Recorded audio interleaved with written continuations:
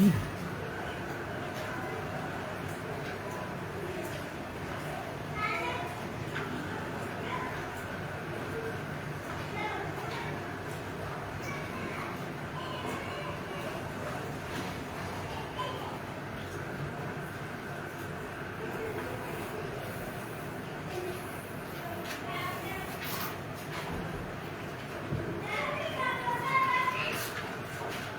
আলাইকুম, সবাইকে স্বাগত জানাচ্ছি। আজকের সেশনে বিদ্যার্থী ক্যারিয়ারের পক্ষ থেকে আমি শাকিল আলামিন। আশা করি সবাই ভালো আছেন। আমার কথা শুনতে পাচ্ছেন কিনা এবং আমাকে স্পষ্ট দেখতে পাচ্ছেন কিনা একটু কমেন্টের মাধ্যমে একটু জলদি আমাকে জানাবেন। আপনার কমেন্টের পরে আমি আমার ক্লাসটি শুরু করতে চাচ্ছি। সবাই একটু দ্রুত কমেন্ট করেন কে কোথায় থেকে যুক্ত হয়েছেন এবং আপনার কোনো প্রশ্ন আছে কিনা সেই প্রশ্নটা কমেন্ট বক্সে করে ফেলুন। এই লাইভে আমি উত্তর দেওয়ার চেষ্টা করব।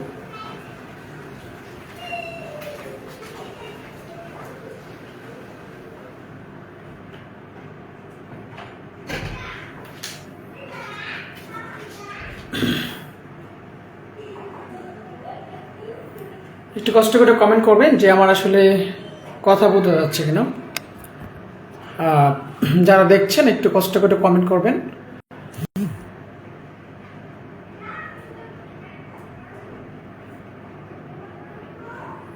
একটু কষ্ট করে কমেন্ট করবেন যে আমাকে দেখতে পাচ্ছেন কিনা এবং শুনতে পাচ্ছেন কিনা একটু কমেন্টের মাধ্যমে জানাবেন।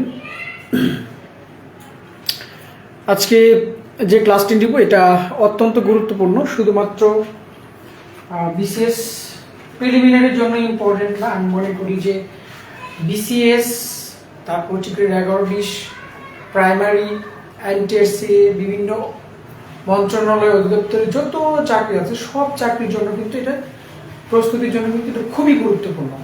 সুতরাং অনেকের কাছে এটা এই বাঙালি জাতির উদ্ভব যে টপিকটা আছে এটা কিন্তু অনেক কনফিউশন অনেকের লাগে, যার জন্য আজকে এই কনফিউশনটা ক্লিয়ার করার জন্য আপনাদের সামনে হাজির হয়েছি। তার আগে আমাদের একটু কথা বলি যে আমাদের বিদ্যাচাষী ক্যারিয়ারের যে ইউটিউব চ্যানেল আছে সেই চ্যানেল লিঙ্কটা আমরা কমেন্ট বক্সে দিয়ে দিব। আপনার ইউটিউব চ্যানেলটা সাবস্ক্রাইব করে নেবেন এবং আমাদের টেলিগ্রাম সব ক্লাসগুলো পাবেন এবং আমাদের এক্সক্লুসিভ যে পিডিএফগুলো সেগুলো আমাদের টেলিগ্রাম চ্যানেলে দেওয়া হয়। তো আমরা কিছুক্ষণের মধ্যে শুরু করে দিব। একটু কষ্ট করে জানাবেন যে আসলে আমার কথা শোনা যাচ্ছে কিনা।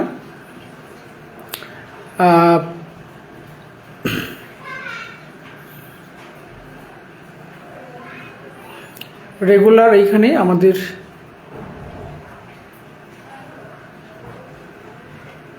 এইখানে ক্লাসগুলো আমাদের অনুষ্ঠিত হবে। আপনারা সবাই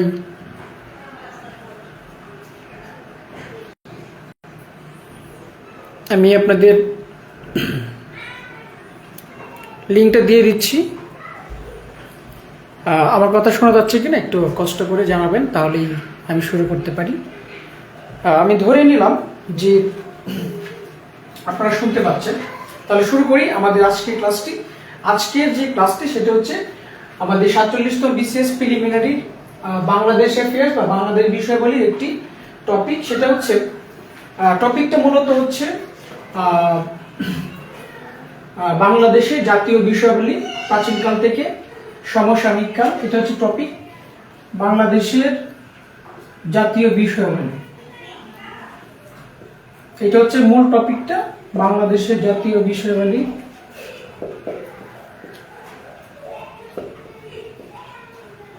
এটা হচ্ছে আমাদের মূল টপিকটা, অধ্যায়টা বাংলাদেশের জাতীয় বিষয়াবলী। এইখান থেকে আমাদের বাঙালি জাতীয় উদ্ভবটা টপিকটা এসছে প্রাচীনকাল থেকে সমসাময়িক কাল, অর্থাৎ আমরা প্রাচীনকালের যে ইতিহাসটা সেটা আমরা আজকে জানব।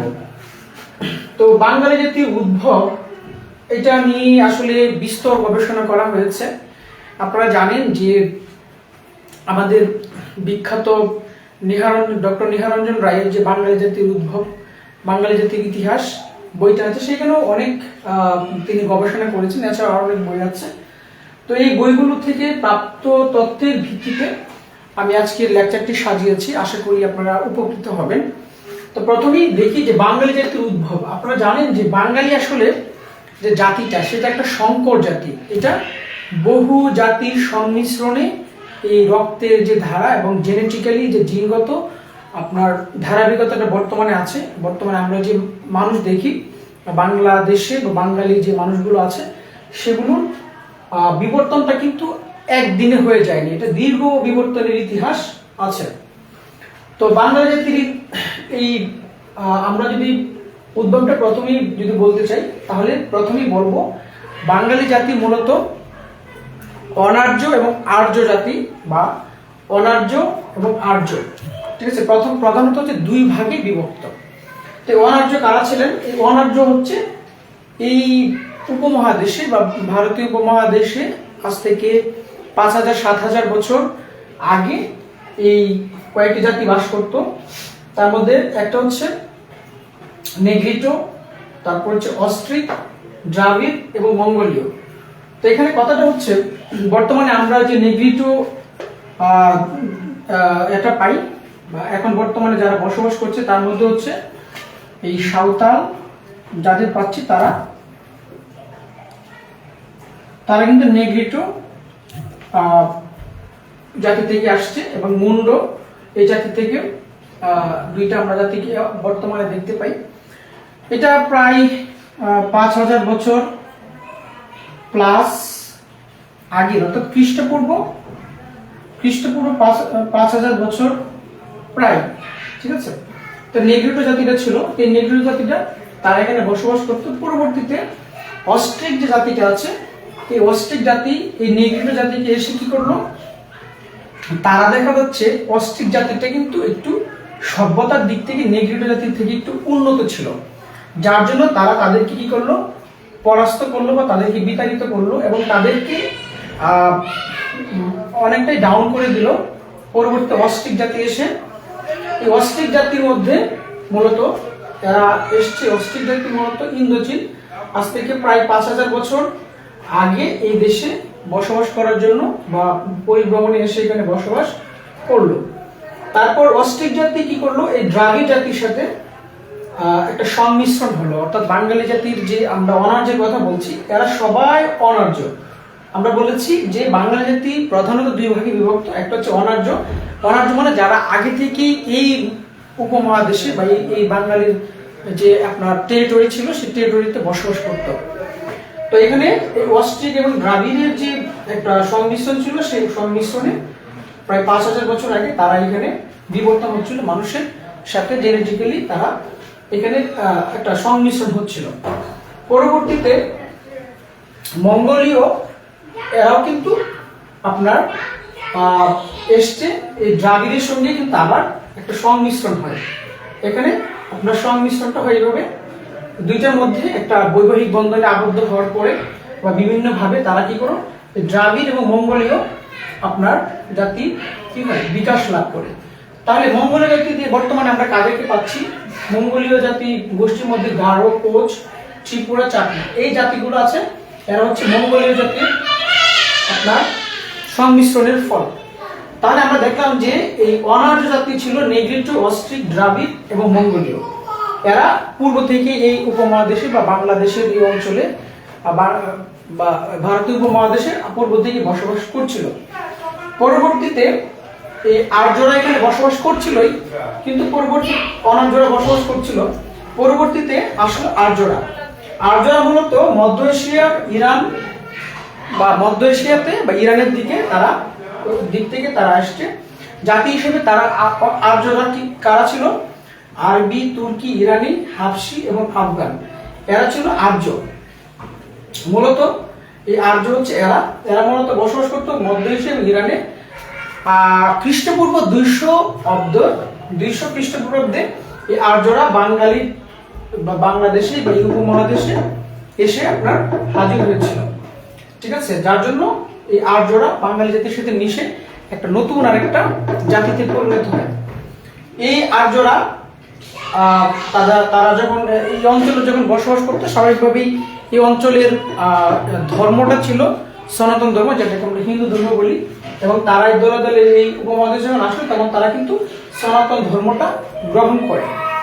তো মূলত এই অনার্য এবং আর্যদের সংমিশ্রণে পরবর্তীতে বাঙালি জাতির উদ্ভবটা হয় এবং নৃতাত্ত্বিকভাবে বাঙালি জাতি মূলত হচ্ছে আদি অস্ট্রেলীয়, এটা আমাদের মনে রাখতে হবে।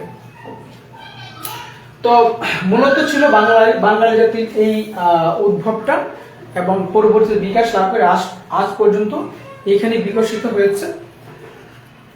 তো আজকের যে টপিকটা বাঙালি জাতির উদ্ভব, আশা করি আপনাদের সবার কাজে লাগবে এবং এটা নিয়ে কোনো কনফিউশন থাকবে না। যদি কোনো রকম কনফিউশন থাকে আমাকে প্রশ্ন করতে পারেন। আমি আবার একটা রিভিউ করছি শেষের দিকে এসে। মূলত বাঙালি জাতি অনার্য এবং আর্য দুইটা জাতিতে বিভক্ত বা দুই ভাগে বিভক্ত। তো অনার্য কারা ছিল? নেগ্রিটো, অস্ট্রিক, দ্রাবিড়, মঙ্গোলীয়। এবং আর্য কারা ছিল? আর্য ছিল মধ্য এশিয়া এবং ইরান থেকে আসা আরবি, তুর্কি, ইরানি, হাবশি এবং আফগান, তারা ছিল মূলত এই আর্য।